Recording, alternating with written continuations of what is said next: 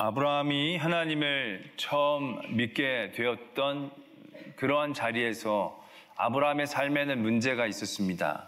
자녀가 없다라는 문제였습니다. 이 시대보다도 그 시대에 자녀가 없다는 것은 더 심각한 문제라고 할 수 있겠습니다. 그러한 문제의 삶의 자리에 있었던 아브라함에게 하나님은 큰 민족을 이루게 해 주시겠다라는 약속을 주시고, 아브라함은 그 말씀에 순종하고 믿고 본토 지척 아비집을 떠나게 됩니다.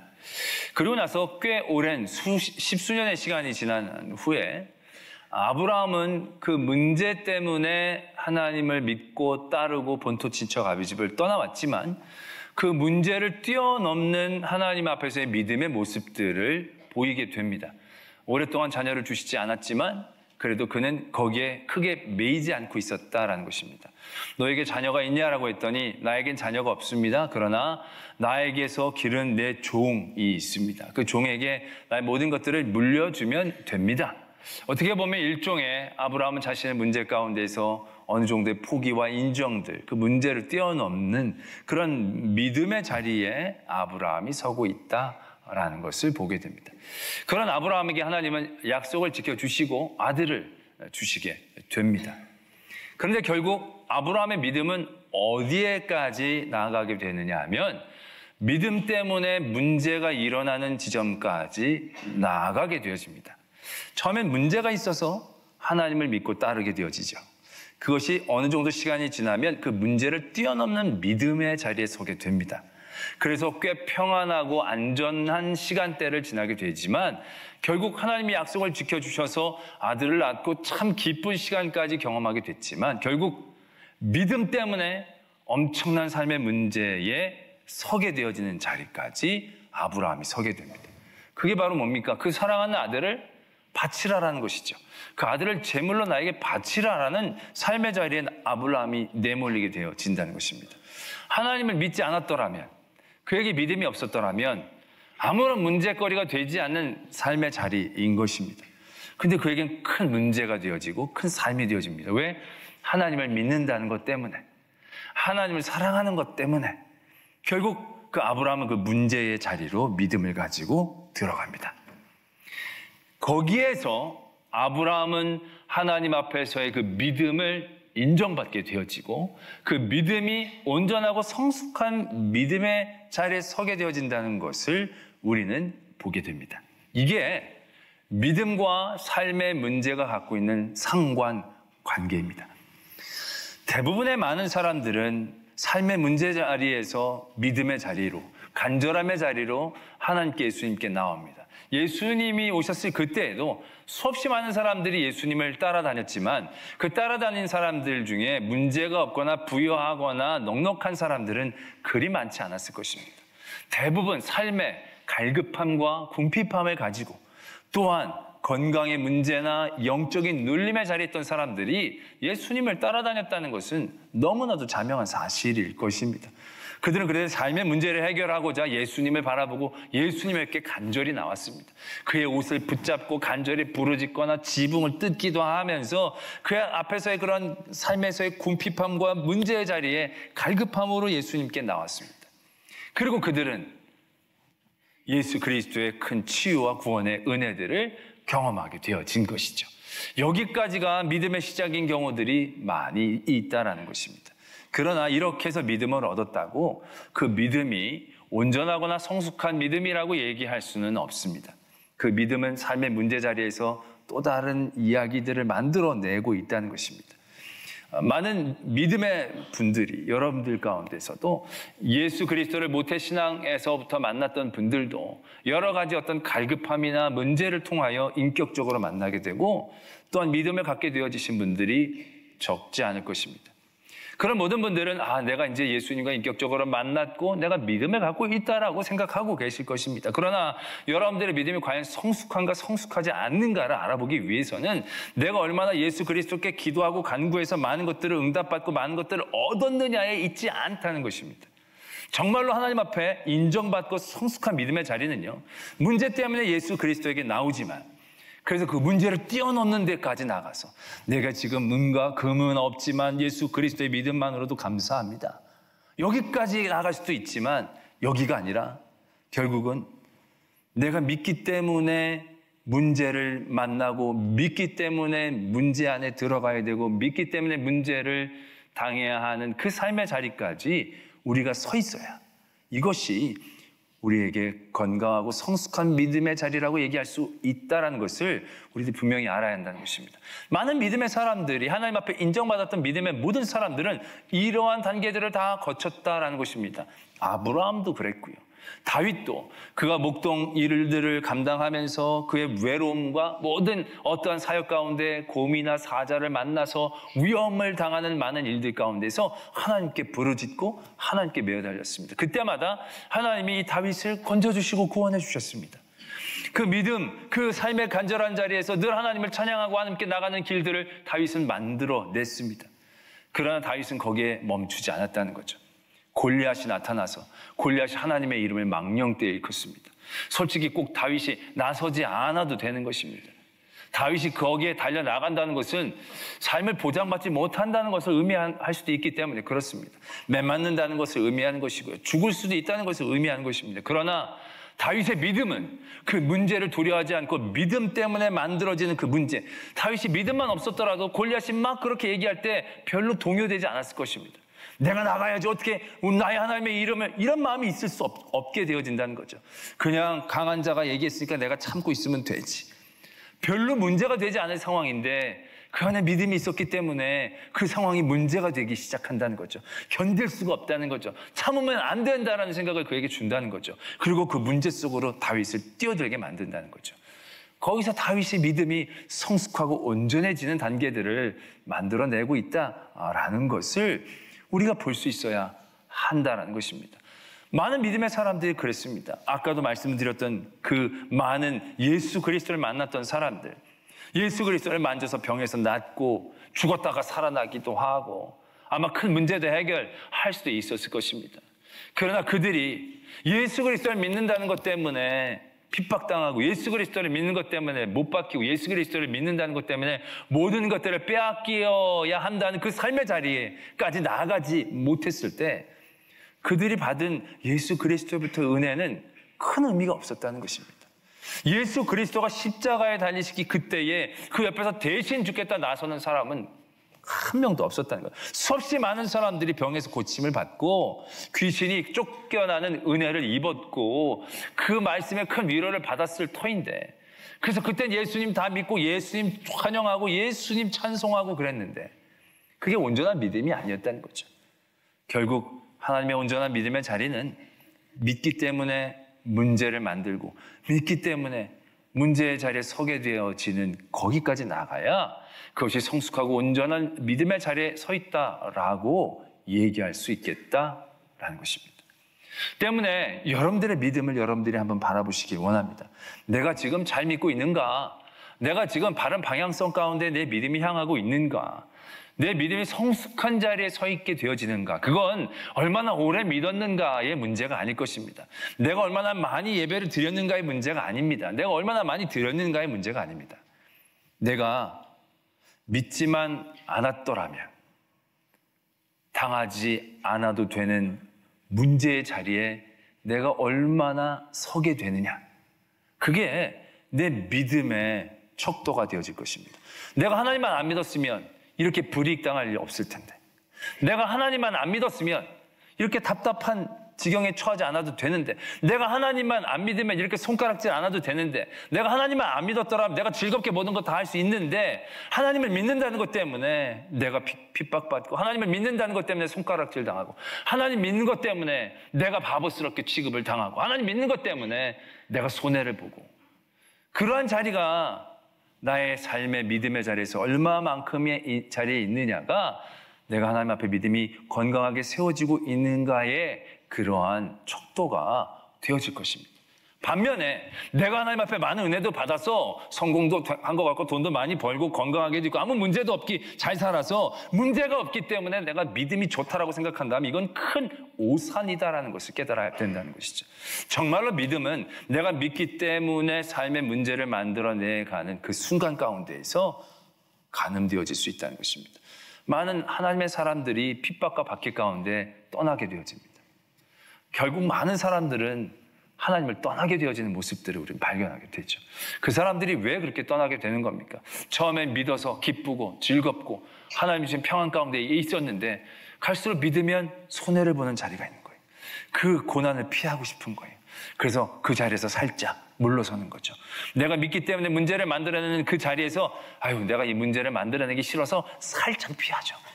그런 자리가 우리의 삶의 자리에서 조금씩 늘어날 때마다 나의 믿음은, 나의 신앙은, 나의 하나님의 자리는 점차 퇴색되어진다는 것을 우리들이 분명히 깨달아야 한다는 것입니다. 그래서 믿음은 문제와 고난 가운데 이러한 상관관계를 통해서 우리에게 도전되고 깨달아져야 그것이 건강한 믿음이냐 성숙한 믿음이냐를 알 수 있게 된다는 것입니다.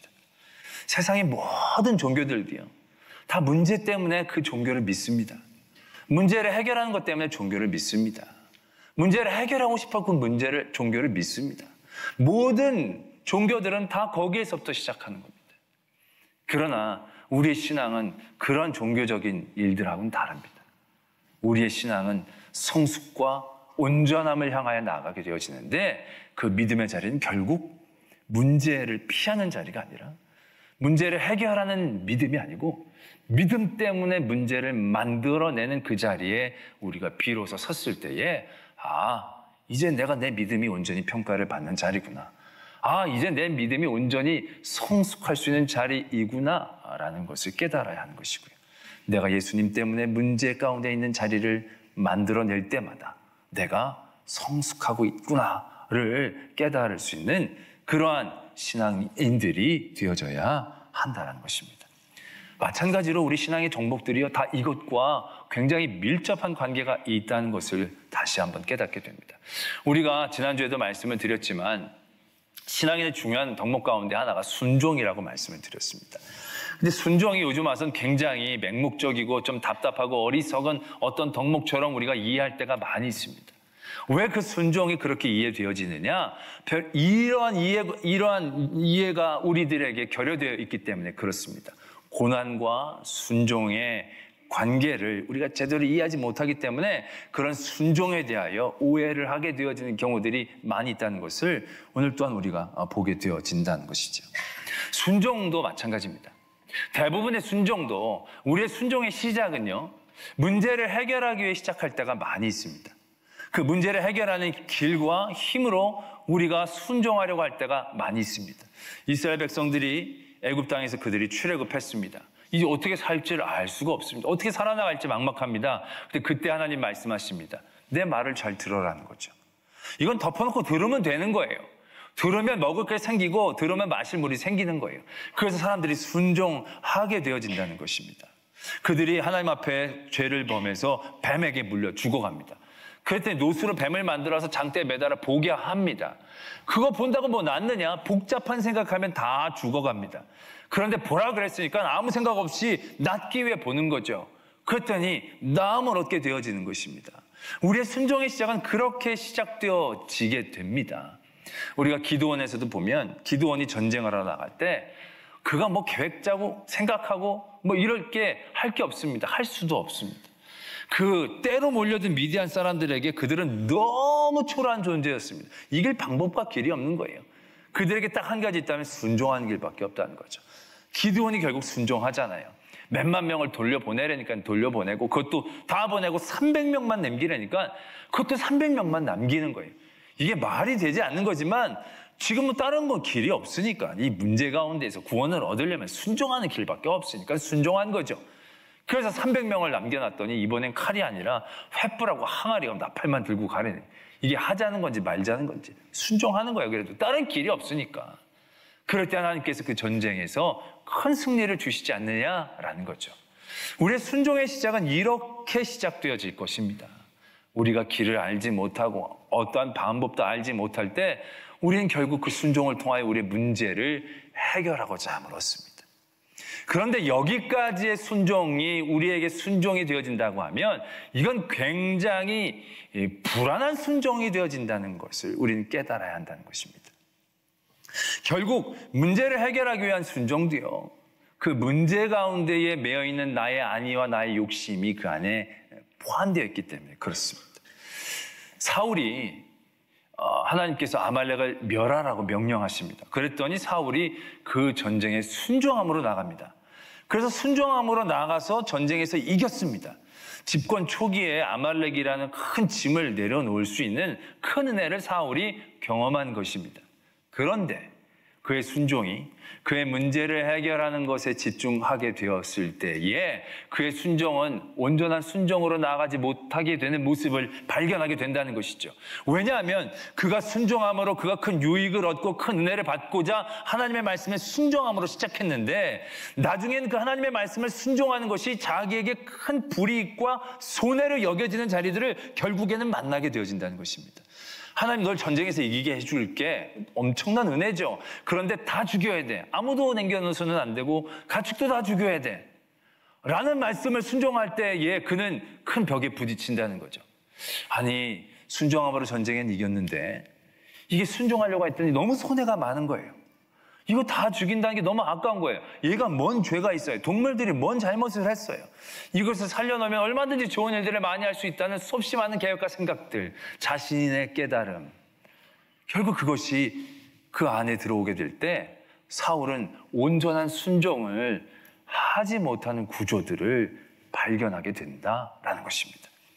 바로 여기에 우리들의 순종에 대한 온전함의 도전이 필요하다는 것입니다. 그렇기 때문에 우리가 건강하고 온전하고 지혜로운 순종의 자리는 고난을 피하고 문제를 해결하는 그런 순종의 모습이 아닌 것입니다. 뭔가를 이겨내고 무엇인가 새롭고 좋은 자리에 우리가 서기 위하여 하나님의 말씀을 따라가는 순종이 아니다라는 것입니다. 이 말씀을 들으면 내가 매맞는 게 분명한데, 내가 이 말씀을 들으면 손해보는 게 100% 분명한데, 나중에 다시 회복되어질 수 있는 어떤 가능성도 보장도 되어있지 않고 단순히 이 말씀을 듣는 것만으로 내가 매맞고 질시받는 게 당연한데도 말씀을 순종하기 위해 그 자리에 내가 나아갈 때에 그게 온전한 순종이 되어진다는 것입니다. 내가 환골탈태할 수 있는 순종이 아니라 내가 고난당하고 십자가에 못 박히는 그 자리를 두려워하지 않고 나아가는 순종의 모습을 통하여 우리가 온전한 순종을 이룰 수 있다는 것을 깨달아야 한다는 것입니다. 이 정도 되면 여러분들 가운데에 알 수 없는 큰 후회들이 밀려오실 수도 있습니다. 이럴 줄 알았으면 이곳에 발을 들이는 게 아닌데 내가 잘못 발을 들였네. 이 문제를 해결하고 잘 살고 잘 먹으려고 내가 여기 들였지. 내가 이거 생고생하려고 이거 완전히 속았네. 이거 처음에는 복 받는 줄 알고 왔더니 이거 완전히 고생스러운 길이네 라고 생각하실 수도 있으실 것입니다. 물론 세상의 삶의 모습으로 액면가 그대로 보면 그렇게 얘기할 수도 있을 것입니다. 그러나 이렇게 온전한 순종을 하나님께서 우리에게 도전하고 원하시는 것은 우리의 진정한 가치, 우리 진정한 스펙이 여기에서부터 시작하기 때문이다라는 것입니다. 베드로전서 2장 20절에 이런 말씀이 있습니다. 너희가 선을 행함으로 고난을 받고 참으면 이는 하나님 앞에 아름다우니라 이렇게 적고 있습니다. 하나님의 심판대 앞에서 여러분들의 가치는 어디에 있겠습니까? 여러분들이 하나님 앞에서 내세울 수 있는 이야기들이 무엇이 있겠습니까? 내가 하나님 잘 믿고 돈을 많이 벌었습니다. 내가 100억, 200억을 벌어놨습니다. 이겠습니까? 내가 예수님 잘 믿어서 내가 병 고침을 3번이나 받은 적이 있습니다. 이겠습니까? 내가 예수님을 잘 믿어서 대통령까지 하다가 내려왔습니다. 라고 얘기하면 하나님께서 그걸 인정해 주시겠느냐라는 것이죠. 예수 그리스도의 진정한 가치가 어디에서 완성되어졌습니까? 예수님이 이 땅에서 고친 수백 명의 사람들은 어디 있습니까? 다시 그들은 죽었을 뿐입니다. 예수님께서 깨달음을 주셨던 그 많은 사람들은 어디 있습니까? 세상에 여러 가지의 문제와 환난 가운데 그들은 또 넘어지고 또 넘어졌습니다. 예수님 때문에 구원을 얻은 사람들, 그 사람들은 그 당시에 몇 명이나 됐습니까? 예수님이 병을 고치고 좋은 말씀을 전하시고 능력을 베풀어 주셔서 믿고 그 구원의 혜택을 받은 사람이 다 합쳐서 수십만 되겠습니까? 수백만 되겠습니까? 그러나 예수님이 고난으로 그 순종함의 자리에 서시게 되셨을 때 오늘 말씀은 이렇게 적고 계십니다. 모든 자에게 영원한 구원의 근원이 되셨다라는 것이죠. 그리고 멜기세덱 반차의 영원한 대제사장이 되셨다. 예수님의 가치는 거기에서 빛나고 있다는 사실을 우리는 기억해야 한다는 것입니다. 아브라함이 아들을 몇 명 가졌다가 아브라함의 가치겠습니까? 아브라함이 돈을 얼마나 많이 모았다가 아브라함의 가치겠습니까? 아브라함이 양을 몇 마리나 갖고 있었는지 아십니까? 아브라함이 애들이 얼마나 많이 있었는지 아십니까? 그거 잘 모릅니다. 그러나 아브라함이 왜 가치 있습니까? 하나님의 말씀에 순종했거든요. 아들을 바치라는 그 믿음의 문제 앞에 그는 망설이지 않고 나아가설 수 있었거든요. 사도 바울이 얼마나 많은 교회를 개척했습니까? 얼마나 많은 사람들에게 복음을 전했습니까? 근데 그들이 다 어디 있습니까? 바울을 얘기할 때 몇 교회를 개척한 바울이라고 우리가 얘기합니까? 바울을 우리가 얘기할 때 몇 천 명을 변화시킨 바울이라고 얘기합니까? 베드로가 몇 천 명을 개종시킨, 그 변화시킨 사도라고 얘기합니까? 아니요. 바울의 가치, 베드로의 가치는 어디에 있습니까? 순교자라는 이름에 있습니다. 예수님 때문에 매맞고, 예수님 때문에 피 흘리고, 예수님 때문에 죽음의 자리를 두려워하지 않고 갔던 그것이 바울의 가치입니다. 그리고 베드로의 힘인 것입니다. 그리고 우리들에게도 똑같이 주어지는 가장 큰 아름다움이다라는 것입니다. 여러분들이 예수님 때문에 얼마를 벌었는지는 하나님은 별로 중요하지 않게 여기십니다. 그러나 여러분들이 하나님 때문에 당했던 손해는 하나님이 아름답게 기억하고 계신다는 것입니다. 여러분들이 예수님 믿고 이 삶의 자리에서 문제를 해결하고 얻었던 권력은 하나님이 아무런 관심이 없으십니다.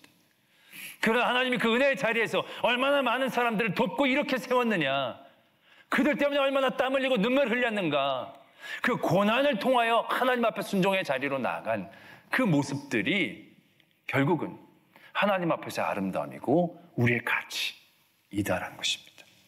그래서 하나님은 이 아름다운 길을 우리들에게 말씀하고 계신다는 거죠.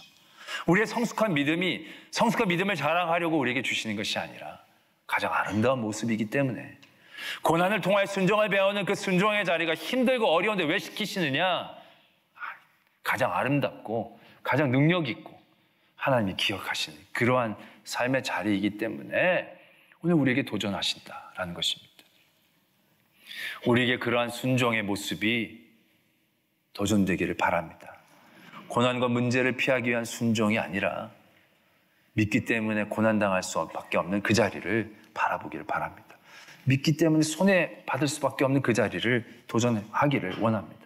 내가 믿음으로 결단해서 이 세상의 모든 것들을 내려놓는 그 자리를 바라보기를 원합니다. 우리에게 쌓은 하늘의 보화가 있다면 바로 그러한 자리에서 이루어졌던 희생과 헌신과 고난이 되어진다는 것, 우리들이 분명히 기억하고 아름답고 건강하고 온전한 순종으로 하나님의 놀라운 역사를 이룰 수 있는 저와 여러분들이 되어지기를 도전합니다.